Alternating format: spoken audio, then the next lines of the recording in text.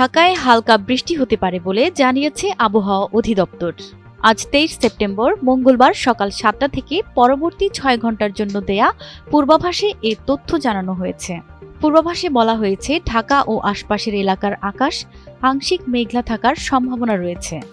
এ সময় দক্ষিণ বা দক্ষিণ পূর্ব দিক থেকে ঘন্টায় 8 থেকে 12 কিলোমিটার বেগে বাতাস প্রবাহিত হতে পারে। দিনের তাপমাত্রা সামান্য বাড়তে পারে।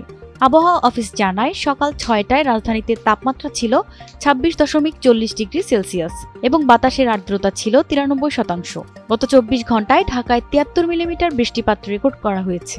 আবহাওয়া অফিস জানায় সোমবার সর্বোচ্চ তাপমাত্রা ছিল 30.40 ডিগ্রি সেলসিয়াস এবং আজকের সর্বনিম্ন তাপমাত্রা রেকর্ড করা হয়েছে 25.10 ডিগ্রি সেলসিয়াস।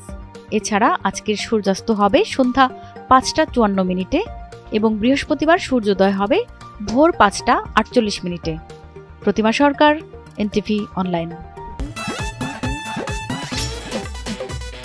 এতদিন শুনছি চাঁদে অমাবস্যা লাগে, আজকে দেখলাম সূর্যে অমাবস্যা লাগে।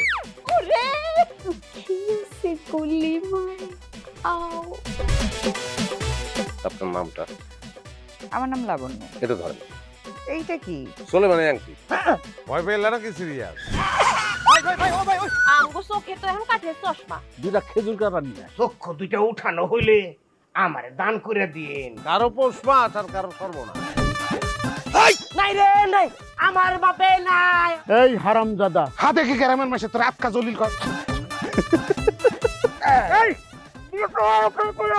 আমার ঘরে তিনটা বউ এতিম হয়ে যেতাম। বস্তালো আবার ঢুকা। এই